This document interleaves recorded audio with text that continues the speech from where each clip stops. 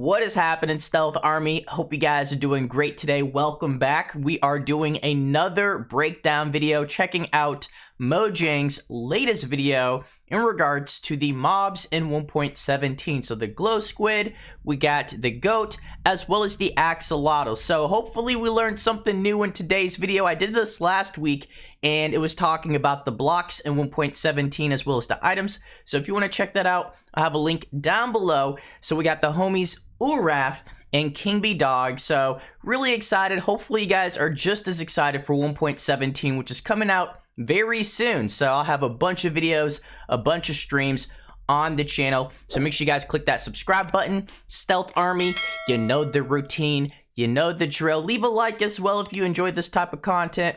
Let's get to it. I can't be the only one who wants to go there just to hang out, maybe take a nap for a couple hours. Mojang Studios seems like a very peaceful environment, very calming, soothing. I don't know what it is about how they start off these videos, but I just want to go there and hang out with the squad. I can't be the only one. Hey everyone, we are here to answer some questions about the Caves and Cliffs Part 1 update, and this one is going to focus on a pretty exciting part, the mobs.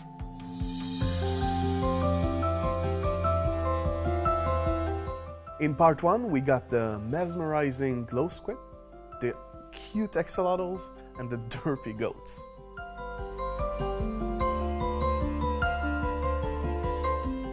So while in part 2 you'll find axolotls in lush caves, because there's no lush caves in this first part, you'll be able to find them underground in water lakes.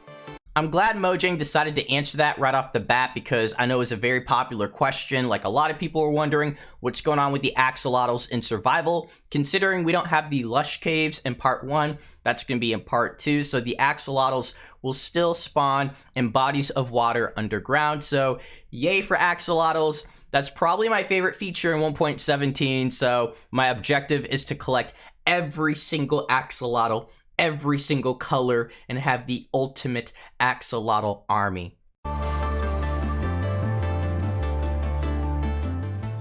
So what I really love about the axolotl is when it gets to a very low amount of health, it will actually just stay still in place and play dead. It will make the drowned just leave them alone, and they'll get a chance to regen back health and jump back into the fight and maybe defeat him. So who would win? I think you'll have to check yourself.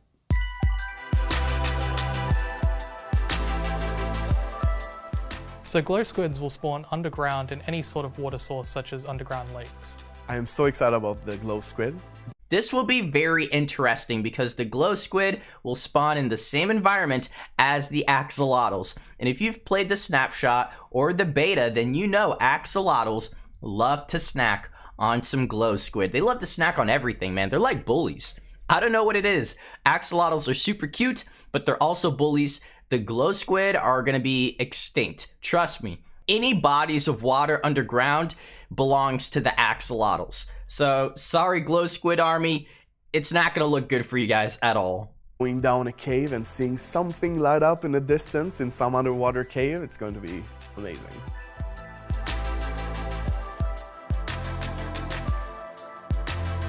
So the warden isn't going to be coming in part 1, and the reason for this is that the Deep Dark, which is its natural environment, it has many interconnected gameplay mechanics with the warden, and we really want to make sure that they come together as one whole package. So until the Deep Dark comes to the game, we just can't release the warden in a state that we're happy with.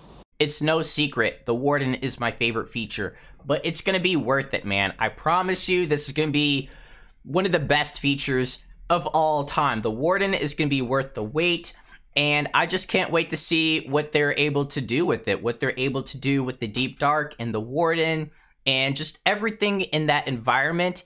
It's going to be the creepiest, spookiest experience in Minecraft ever. So we just got to be patient, guys. I know a lot of you are still a little upset, but trust me, it's going to be well worth the wait. King B Dogs, we trust you, man. You know what you're doing. We just can't wait for this. Goats are natural climbers, and you're going to be able to find them in their home on the mountains.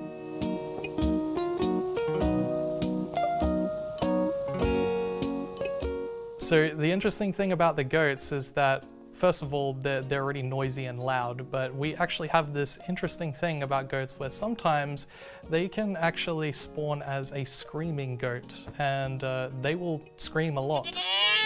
They're very rare, but if you can find one, you should probably try and keep that goat. It's very special. Is that going to get annoying after some time? Maybe.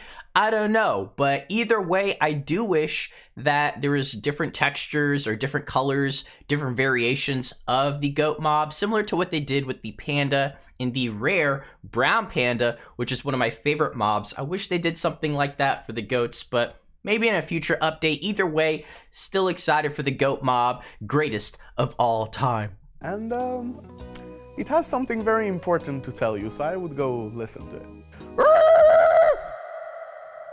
I think that's the sound the goat makes.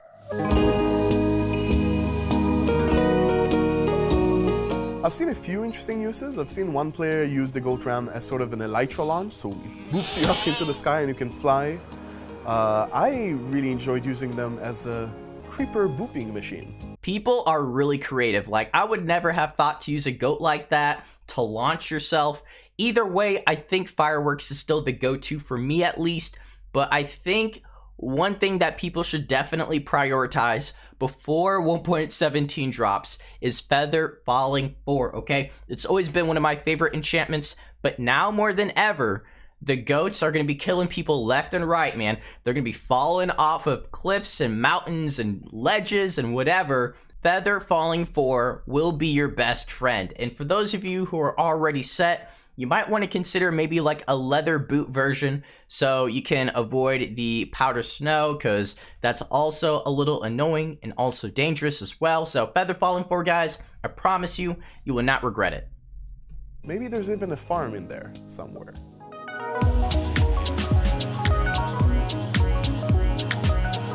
One thing that's kind of special about the goats is because it is their natural environment in the mountains and the extreme hills, is that if they are next to powder snow, they'll try to avoid it. They'll either jump or move around it.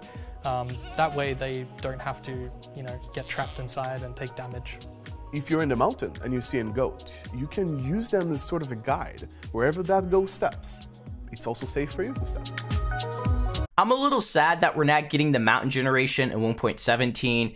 We're going to have to wait until part 2 of the Caves and Cliffs update, but it's going to be well worth the wait. So I'm imagining that goats will spawn in different biomes, like the extreme hills, for example. We'll probably get powder snow in that area as well. So yeah, the incredible, majestic mountains, that's going to be part 2, so later this holiday season.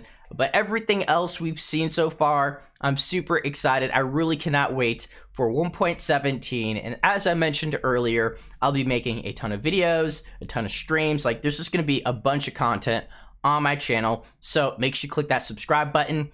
Punch that notification bell sign as well if you haven't already. Stealth Army, you guys are the best. Let me know down below in the comment section your favorite feature in 1.17. And I'll catch you guys all in the next video. So take care. Peace.